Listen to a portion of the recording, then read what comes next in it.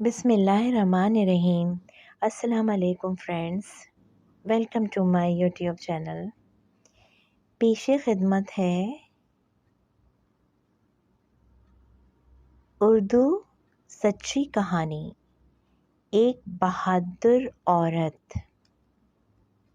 دولت عباسیہ کا وہ تاجدار مامون الرشید جس نے نوشیروان کے عدل اور حاتم کی سخاوت کو دنیا کے دل سے فراموش کر دیا، سلطنت بغداد پر جلوہ افروز ہے۔ شہزاد عباس مامون الرشید کا بڑا لڑکا طائفہ النمل کے قریب طائران خوش الحان کے نغموں میں منہمک شکار میں مصروف ہے۔ ایک عورت پانی کا گھڑا بھر رہی تھی۔ عباس اسے دیکھ کر آگے بڑھا اور پوچھا، تو کون ہے اور کس خاندان سے ہے؟ کیا ایسے غیر آباد مقامات پر بھی جہاں پہاڑ اور جنگلوں کے سوا کچھ نہیں ہے، حسن جنم لے سکتا ہے؟ شہزادہ اپنا فقرہ ختم کرنے نہ پایا تھا کہ غیور عورت کے چہرہ پر بل آ گیا۔ اس کا چہرہ غصے سے ٹمٹما اٹھا۔ اس نے شہزادے کا سوال حقارت سے ٹھکرا دیا اور آگے بڑھ گئی۔ باپ کے عظیم الشان سلطنت کا جن عباس کے سر پر سوار تھا، حکم دیا، اس مغرور عورت کا حسب و نصب معلوم کرو اور میری طرف سے نکاح کا پیغام دو۔ نوکر چاکر اس عورت کے پیچھے روانہ ہوئے۔ شہزادہ نے اپنا شکار ملتوی کر دیا اور خیمے میں آ کر خاموش بیٹھ گیا۔ آدھی رات تک اسی الجھن میں گرفتار رہا، کبھی خیمے سے باہر آتا اور کبھی اندر چلا جاتا کہ اتنے میں ایک خادم نے آ کر عرض کیا، سرکار، عورت خاندان برا مکہ کی لڑکی مغیرہ بنت اظفار ہے۔ وہ 2 بچوں کی ماں اور حسین ابن موسیٰ کی بیوہ ہے۔ اس کے ورثہ میں سے اب کوئی زندہ نہیں، صرف 2 معصوم بچے ہیں۔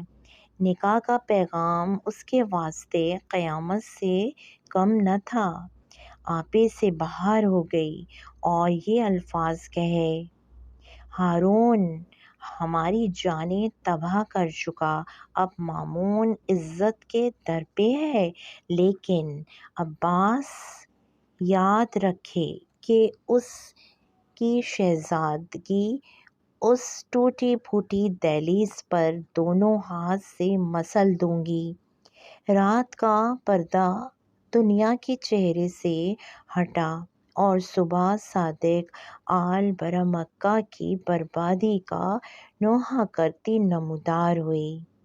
ادھر طائفہ الفیل کے ایک مختصر سے مکان میں مغیرہ نے نماز فجر سے فراغت پائی، چھوٹے بچے کو کلیجے سے لگا کر پیار کرنے لگی۔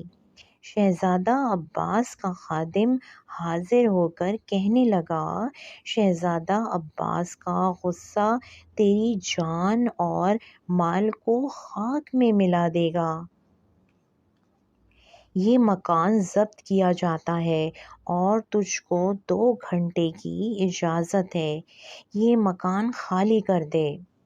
مغیرہ پیغام سن کر دروازے پہ آئی اور قاصد سے کہا، عباس اس وقت کو بھول جائے جب میرے دادا کا سر اس کے دادا ہارون کے سامنے رکھا گیا تھا اور اس بے گناہ قتل نے ہمیں ایک وقت کی روٹی سے محتاج کر دیا تھا، لیکن برہ مکی بیبیاں مظالم عباسیہ کو جس تحمل سے برداشت کرتی ہیں، تاریخ اس کو فراموش نہیں کر سکتی۔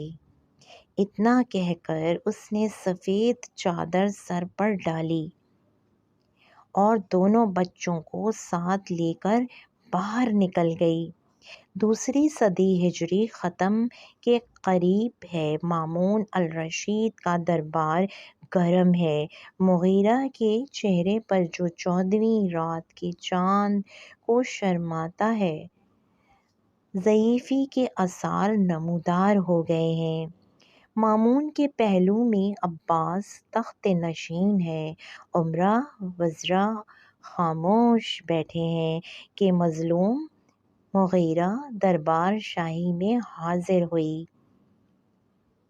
اور کہا کہ ایک بیوہ کا مکان صرف اس لیے کہ وہ اپنی عصمت کی محافظ ہے، سلطنت عباسیہ کو مبارک ہو، لیکن مامون الرشید ایک دن تمہیں اس بادشاہ حقیقی کو بھی منہ دکھانا ہے جس کی سلطنت کبھی فنا نہ ہوگی۔ شہنشاہ ظلم کی ستائی تیرے پاس فریاد لائی ہے انصاف کر اور داد دے۔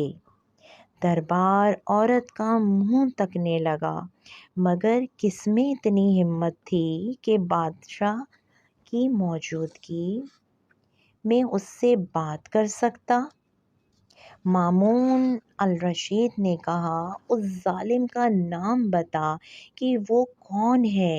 عورت ہنسی اور کہا، شہزادہ عباس، جو تخت شاہی پر تیرے برابر بیٹھا ہے۔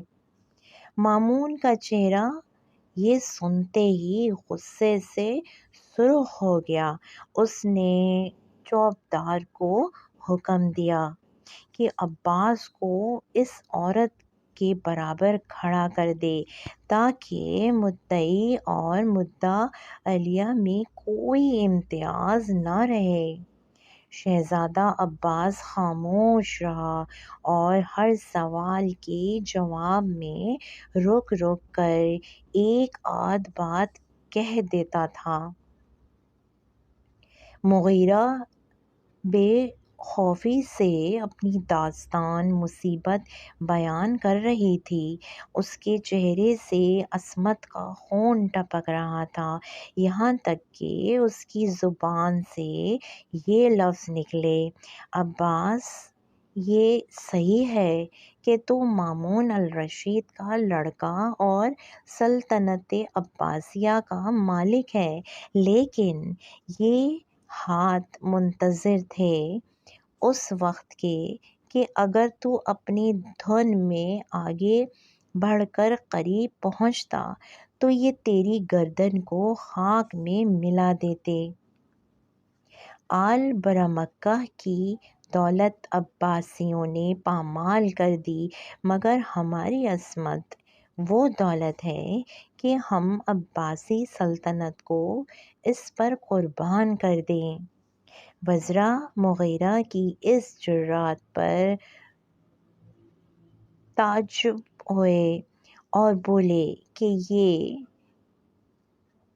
بیبہ کی آداب شاہی کے خلاف ہے، ادب سے گفتگو کر۔ لیکن مامون نے کہا، اس کو مت روکو، یہ حق رکھتی ہے کہ جو کچھ اس کے منہ میں آئے کہے۔ یہ صرف اس کی صداقت ہے جس نے اس کی زبان کو تیز اور اس کے حوصلے کو بلند کر دیا ہے، اور عباس کی کمزوری ہے جس نے اس کو گونگا بنا دیا ہے۔ پھر اسی وقت 5 تھیلیاں اشرفیوں سے بھری ہوئی اپنے ہاتھ میں لے کر مامون الرشید نے مغیرہ کے قدموں میں ڈالیں اور نہ صرف اس کا مکان واپس کیا بلکہ قصر عباس جو ایک جلیل الشان قصر تھا، مغیرہ کو عطا فرمانے کی درخواست کی۔